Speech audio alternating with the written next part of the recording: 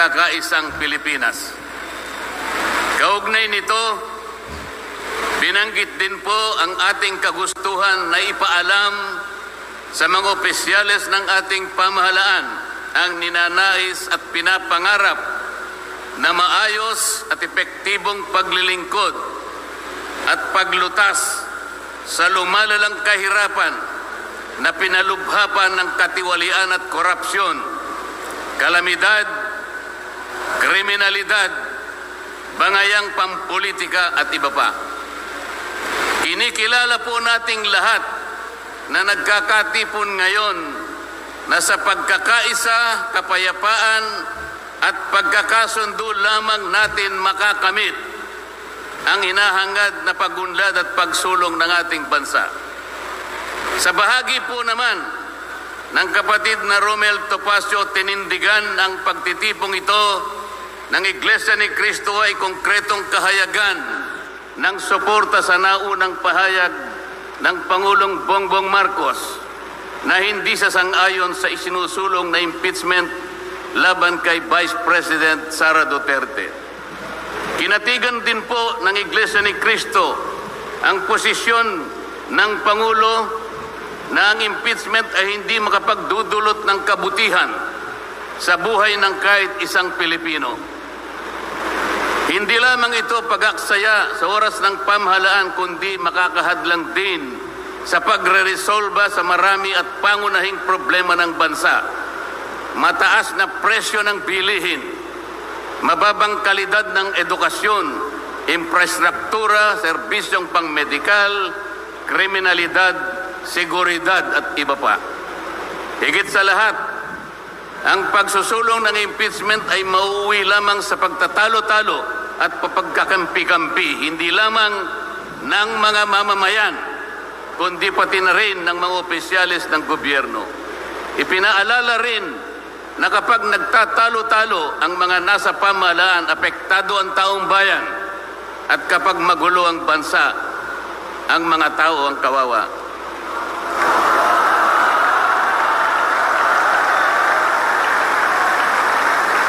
Lagyan po natin ng konteksto ang dalawang pagpapahayag na nauna upang lalong mabigyan ng diin ang kahalagahan ng pagkakaisa, pagkakasundo at kapayapaan sa ikalulutas ng panganib na dulot ng kahirapan dahil sa lumulubhang katiwalian, korupsyon, kalamidad at lalo lamang napabibigat ang buhay at pamumuhay ng ating mamamayan.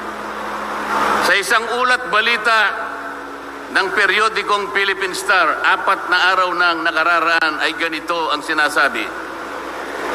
Based on a recent SWS survey, an estimated 17.4 million Filipino families considered themselves poor in the last quarter of 2024. This number represents 63% of the surveyed respondents, the highest self-rated poverty in 21 years. Across the country, Mindanao had the highest self-rated poverty at 76%, followed by Visayas at 74% and Luzon at 55%. Mga kababayan, sa tayang 5 ang miyembro ng bawat pamilyang Pilipino, nangangahulugan na aabot sa 87 milyong Pilipino sa ngayon ang nagsasabing sila ay mahirap. Katumbas ito ng 75% ng ating populasyon ngayon na tinatayang 116 million o mahigit pa. Gusto ko pong banggitin sa inyo at kailangan malaman ninyo na sa taong ito ang ating national budget ay nagkakahalaga ng 6.3 trillion pesos. Ito po ang ating national spending. Ang ibig sabihin, ito pong halagang ito ang gagamitin dapat ng pamahalaan upang tugunin ang lahat ng pangangailangan, pangkabuhayan, panglipunan, pangkalusugan, pangedukasyon, pangseguridad, lahat ng kakailanganin alang-alang sa kapakanan ng bawat isang Pilipino. 6.3 trillion pesos. Ngunit, ang tinatayang magiging income lang ng ating bansa ay kulang pa sa 5 trilyong piso. Ang ibig pong sabihin, meron tayong deficit. Meron tayong kakulangan na 1.5 trillion pesos. Ito po ang ating ipangungutang sa taong ito. 1.5 trillion pesos. Ibig sabihin po, bawat araw tayo'y gagasta ng 17.6 billion pesos. Yun po yung ating gasta. Araw-araw. Ngunit ang ating kinikita ng bansa ay 13.4 billion pesos lamang. Sa makatwid, ang uutangin natin araw-araw ay 4.2 billion pesos. Katumbas ng 175 million pesos bawat oras. Napakabigat po na hinaharap na hamon at problema ng ating bansa. Hindi po biro-biro ito. Ito po'y pananagutan po ng ating mga opisyales. Hindi po pwedeng talikuran ito. Ganito na po kalala ang problemang pang-ekonomiya ng ating bansa. Ngunit, hindi po yata ganito ang naging direksyon, sapagkat sa halip na po unahin ang mga binanggit nating malalaking problema na kinakaharap ng ating bansa, ang inuna po ay mga bagay na mauuwi lamang sa pagkakampi-kampi at pagkakabahagi ng ating bansa. Bakit po? Nagtatagpo ng Quadcom. Ang buong akala ko po, sa pagtatatag ng Quadcom, ito po ay 4 na komite sa House of Representatives. Kinonsolidate, ginawang isang makapangyarihang komite na ang buong akala ko, ito ang gagamitin para tutukan ang namumuong problemang lumulubha pa na hinaharap ng ating bansa. Napakataas po ng bilihin, lalo na po yung pagkain ngayon. Nagtanong-tanong po ako, ang isang pirasong kamatis last week is 20 pesos. Tama po ba yun? Ngayon po, may nagsabi sa akin 30 pesos isang kamatis. Ang isang kilong kamatis, 400 pesos. Tama po ba yun? Ang isang piraso ng siling pangsigang ay 10 piso. Yun po yung sinabi sa akin. Tama po yun? 600 pesos per kilo. Yun pong bell pepper. 2 kulay po yata yung bell pepper. Isang berde, isang pula. 45 pesos ang isang piraso. 1,000 pesos ang isang kilo. Bakit hindi po ito yung unang harapin natin? Napakalala po ng presyo ng kuryente sa ating bansa.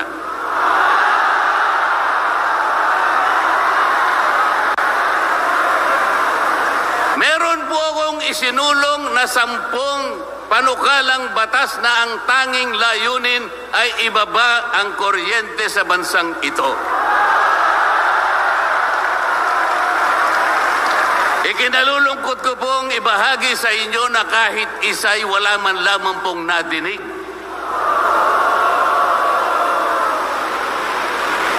Ano po yung dininig? Pinatawag ang dating Pangulong Duterte, pinatawag ng Quadcom. At ang ginamit na pamamaraan ay yung isinasaad sa saligang batas, Inquiry in Aid of Legislation. Natupad po ba yung Inquiry in Aid of Legislation? Paano po in aid of legislation kung ang tatawagan nilang resource persons para humarap sa paglilitis na yon ay puro kalaban ng dating Pangulo. Alam po ninyo lahat yon. Pinagtatanong nila yung Pangulo base doon sa mga sinumpaang salaysay at affidavit nung kanyang mga inusig nung kanyang panahon sa war on drugs. Hindi naman ipinatawag ang mga taong maaring makapagbigay sa kanya ng tulong upang ipaliwanag ang war on drugs. Hindi ipinatawag ang mga Solicitor General sa kanyang panahon. Hindi ipinatawag ang mga Chief PNP upang magpaliwanag kung ano ang war on drugs. Puro kalaban ng dating Pangulo. Yung mga abogadong kasama niya para magtanggol sa kanya, hindi pwedeng magsalita. Sapagkat ang tuntunin sa mga komite, ikaw ay papayagan lamang para payuhan mo ang kliyente mo sa kanyang karapatan. Ngunit paano mangyayari na ang kliyente nila ay papayuhan sa kanyang karapatan kung bubulungan lang siya, ay makikita siya ng isang chairman doon. Attorney, huwag mong bubulungan yan. Iko-contempt kita.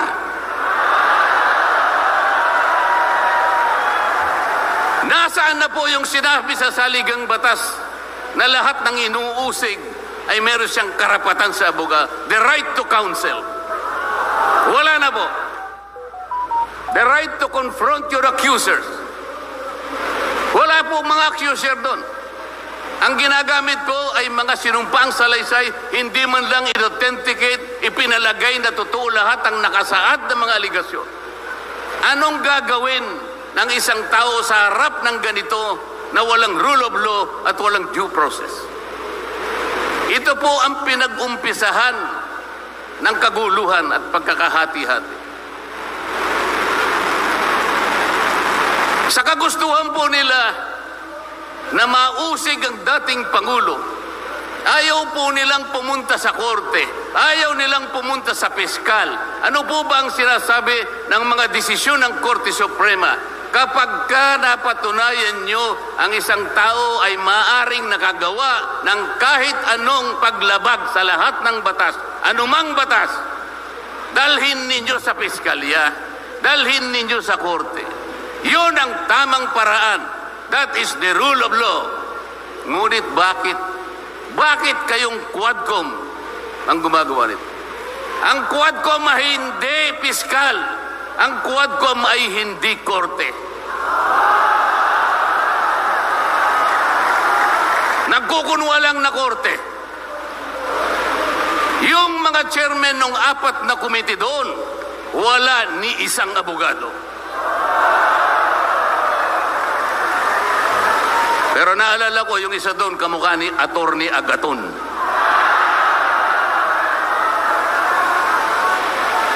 So sa halip na ang unahin ay yung kapakanan ng mamamayan, sa harap at liwanag ng napakaraming nakabantang panganib sa atin, sa ekonomiya, panglipunan, pangsiguridad, korupsyon, katiwalian, bakit ang inuuna ay usigin ng isang tao na hindi naman ipadadaan sa tamang proseso ng batas? Pangalawa, tinawag po nila ang pangalawang Pangulo sa 2 pagkakataon. Una po, nung magpipresent siya ng budget. Ang pinipresent po niyang budget ay budget for 2025. Akalain po ninyo ang gusto nilang tanungin ay yung pagkakagasta ng kanyang budget noong 2022 and 2023. Saan ka naman nakakita ng ganong klaseng direksyon? 2025 ang dapat pag-usapan, ang kanilang pilit na itinatanong ay paggamit o paggasta niya noong 2022 at 2023. Ang sabi po ng Vice President, siguro na inis na rin, I forgo my opportunity to defend this 2025 budget and I leave it to the discretion of the House of Representatives as presented. Ayaw pa nilang tanggapin. Nang ibig sabihin, ayaw ko nang idepensa sa inyo. Bahala na kayo. Kung anong gusto nyong ibigay sa akin, bahala na kayo. Ano pong ginawa nila? Hindi. Kinakailangang masagutin mo lahat ito. Walang exempted dito. Kahit anong ngayon siya, kailangan namin tama po yung lahat po ng paggasta ng pera ng bayan ay kailangan pong suriin. Totoo po yun. Ngunit meron pong pagkakataon at panahon sa paggawa nito. Hindi po sa panahon ng pipresenta ng budget. So ang ginawa po nila, tinawag uli ang pangalawang Pangulo sa isang pagdinig sa isang komite na kung tawagin ay Committee on Good Government. Alam po ninyo yung pagsisimula nila para magkaroon ng katwiran na masabi na ang Vice President. Kinasangkapan nila yung isa sa amin, isang representative sa Maynila, tumindig at nag-privilege speech. Yung subject matter po ng kanyang privilege speech ay kaugnay po ng budget na pinagtatalunan na po sa plenaryo at sa committee. Sa tuntunin po ng House of Representatives, no one should avail of the privilege hour if the subject matter is related to a pending bill. Nandun na po yung bill sa baba. Pinagsalita pa po yung isa. Nung banggitin ko po ito, nire-raise ko po, sabi ko, wala pong katwiran ito. Kailangan po tindigan ninyo, sundin ninyo ang ating tuntunin. Kapag hindi tayo sumunod sa ating tuntunin, sinong maniniwala sa atin na tayo may karapatang gumawa ng batas para sa ikabubuti ng ating bansa?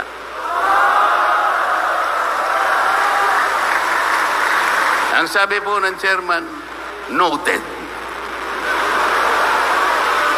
Saan ka naman nakakita ng ganun? Ang House of Representatives ay lugar ng pagdidebate. Doon masusuri kung sino ang may katwiran. Kung hindi magsasalita ang chairman. At pagkatapos po, sinabi ko pa, bakit baka ako dahil lamang sa isang manifestation ng isa sa amin, ginawa na naman ninyong isang motu proprio action. Yung motu proprio po ay, ibig sabihin, ang komite sa kanyang sarili ay pwedeng mag-imbestiga sa sarili niya. Pero ginamit nila yung manifestation ng isa sa amin. Mali na naman po yun. Hindi po dapat ganun. Nung i-raise ko po yun, ayaw na naman po nilang pumayag. Samantalang ako po, I delivered a full privilege speech. DepEd din ang pinag-uusapan nun. At ang ni-raise ko po ay yung katiwalian involving more than 3 billion pesos covering 3 annual audits of the Commission on Audit. Kahit na full privilege speech, hindi man lang po ni-refer sa committee. Samantalang yung illegal po na privilege speech, dali-daling ibinigay kagad sa Committee on Good Government. Kahit na illegal, kahit alam nilang mali. Ito po yung problema. So sabi ko, Mr. Chair, bakit tayo po ang sumusuri? Bakit tayo po ang nag-audit ng confidential funds ng Vice President? Bakit tayo po? Hindi po ba ang minanduhan ng ating saligang batas na tanging may otoridad at kapangyarihang mag-audit at mag-examine ng lahat ng report at papeles ng pagkakagasta ng ating bansa ay ang Commission on Audit? Ni-raise ko na naman po yun. Ayaw pong sumagot ng chairman. Ang pinasasagot po sa akin ay yung hindi abogado. Sabi ko, Mr. Chair, nilapitan ko po sila. Mr. Chair, huwag naman pong ganito. Ilagay naman po natin sa konteksto at sa regulasyon ng ating ginagawa. Tinatanong ko po ay isang constitutional issue. Bakit ang pasasagutin mo sa akin ay hindi man lang abogado? Huwag mo naman akong insultuhin.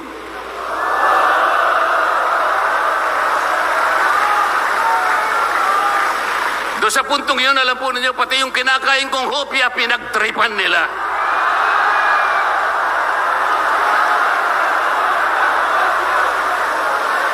Ang Iglesia ni Cristo ay hindi po laban sa impeachment, sapagkat ang impeachment ay itinatadhana sa saligang batas.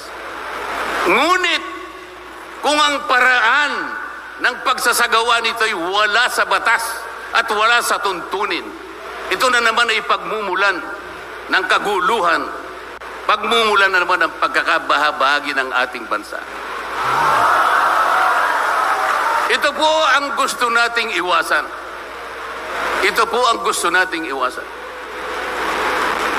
Iniimbestiga nila po yung confidential funds. Ang tanong ko po, Mr. Chairman, mahigit pong 400 opisina at ahensya ng ating pamahalaan ang tumatanggap ng confidential funds. At sila din ay natatawagan ng pansin ng Commission on Audit.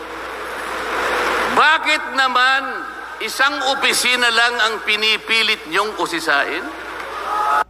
Okay, question. Sis Yvonne, ano naman ang benepisyong makukuha namin sa tala? Sa first loan nyo po, pwede kayong makaloan ng from 1,000 pesos up to 3,000 pesos at pwede itong lumaki hanggang 25,000 pesos. Pwede rin kayo ang mamili ng repayment date na swak sa schedule ninyo kung kailan yung dating ng pera ninyo.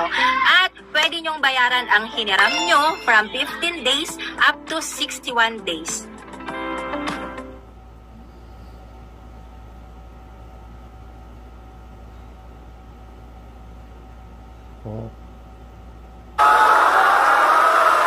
Hindi ba masyadong halata namang pamumulitika yan?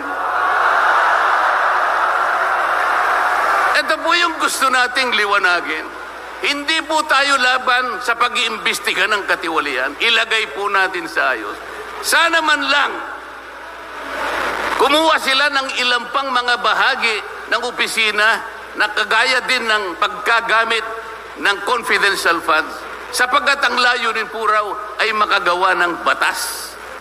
Kung talagang gusto ninyong gumawa ng batas, kasi po in aid of legislation, palagi po ito ang nagagamit, inquiry in aid of legislation.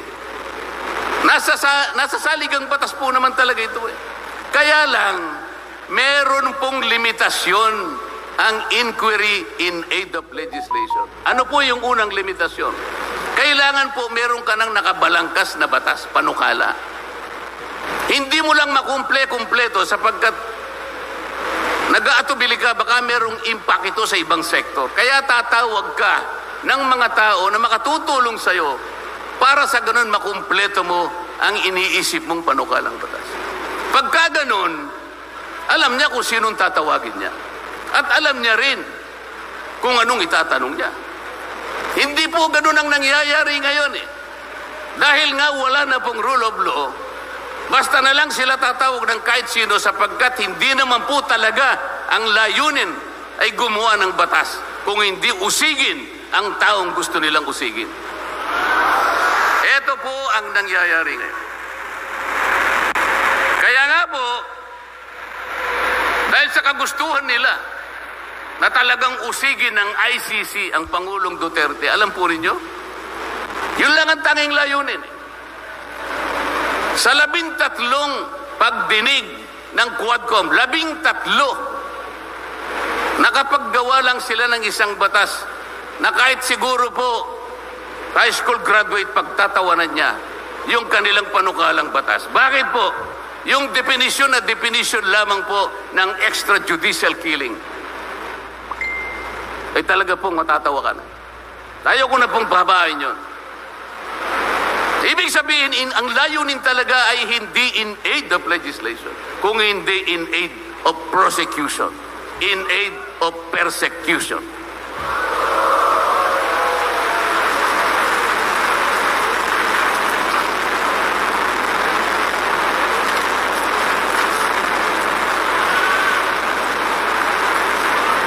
Kanina po, mga kababayan, napanood po ninyo ang video na kung saan ay nagpahayag ng di pagsang-ayon si Pangulong Marcos sa namumuong impeachment laban sa pangalawang Pangulo. Ulitin ko lamang po yun. Sabi niya, tumutukoy po dun sa pagsasagawa ng impeachment.